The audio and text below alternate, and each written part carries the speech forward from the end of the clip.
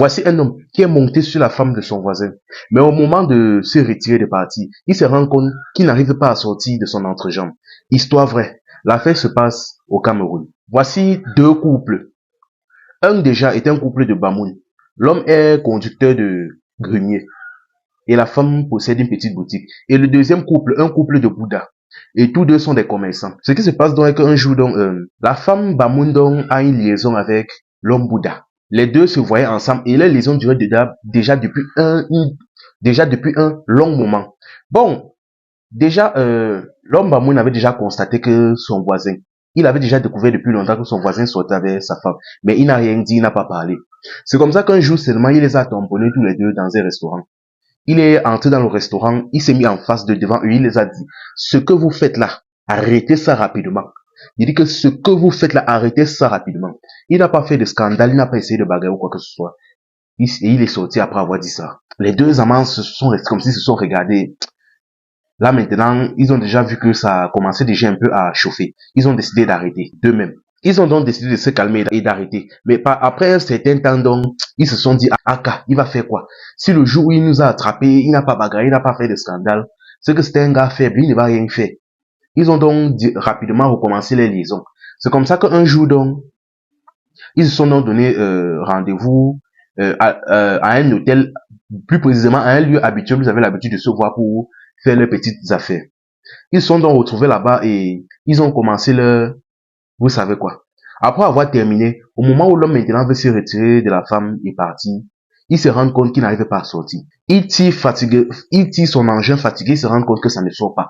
Et bien évidemment, il n'est plus en érection, mais son truc à l'intérieur ne veut pas sortir. Il s'efforce fatigué. Finalement, là, il voit que c'est chaud. Il prend son téléphone, il appelle rapidement son ami. Vu que son ami était véhiculé, il dit que, gars, c'est chaud ici chez moi, pardon, je suis monté sur une femme là, je me rends compte que je n'arrive plus à sortir. Donc, pardon, amène ta voiture là, tu nous portes, on part à l'hôpital. Son ami est donc venu, ils ont pris un drap, il les a couverts, et tant bien que mal, ils sont montés dans la voiture de son ami. Il les a amenés à l'hôpital. Mais une fois à l'hôpital, donc, on les ausculte et on se rend compte que on n'arrive pas à les faire sortir. Les médecins ont tout fait. Ils ont tout fait. Ils ont tout fait. Ils ont lubrifié. Ils ont utilisé tout ce qui était à leur disposition. Ils n'ont pas réussi à les faire sortir. Finalement, le médecin a dit que, je suis vraiment désolé, mais ça là, ce n'est pas à notre niveau. Dirigez-vous plutôt à l'hôpital régional de Bertois. Ils ont un meilleur matériel. Je pense qu'eux au moins, ils pourront vous aider. Ils sont donc remontés dans la voiture de son ami, toujours tant bien que mal, et ils sont arrivés à l'hôpital régional de Bertois. Une fois là-bas, les médecins ont fait pareil. Ils ont utilisé tout le matériel qu'ils pouvaient. Ils ont fait tous les efforts possibles, mais ils n'ont toujours pas réussi. Ils sont retournés en laboratoire. Pendant ce temps, un médecin a vu la situation. Il est entré, il les a dit, Madame, la femme a répondu oui. Il a dit que Madame, appelez votre mari. La femme dit que quoi? Comment ça? Il dit que Madame, moi-même je suis Bamoun. Appelez votre mari. Quand il a dit ça, la femme a à peu près compris la situation.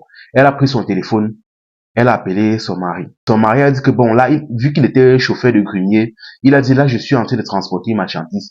Je ne serai pas là avant 2 semaines. Elle a dit ok, elle a coupé l'appel. Sans tout de même lui expliquer la situation. Bon, on ne sait pas trop ce qui s'est passé, mais l'homme, au lieu de faire 2 semaines, il a fait 4 jours, il est arrivé à l'hôpital. Il est entré là-bas sans rien dire, sans regarder la personne, sans chercher à comprendre la situation ou à entendre la moindre explication. Il est entré là, il a retourné les deux, il a tapoté la fesse de sa femme 3 fois. Et le monsieur est sorti. Là, ils ont pu se dégager, ils sont sortis. Dès qu'il a fini là, sa femme s'est rhabillée, il a pris sa femme, il est rentré, il est directement sorti de l'hôpital, il est rentré à la maison. Il n'a pas fait de scandale, il n'a pas bagarré, il n'a rien fait.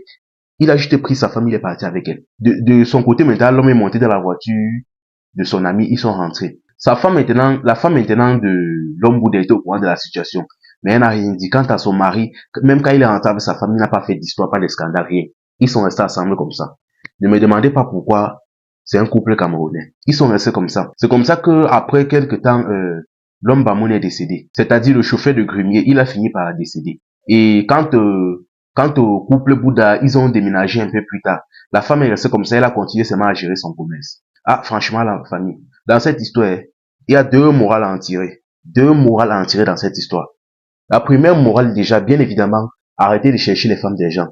L'adultère n'est pas une bonne chose. Et la deuxième morale, les couples camerounais sont formidables. C'était info et amusement. Ici, on s'informe et on s'amuse.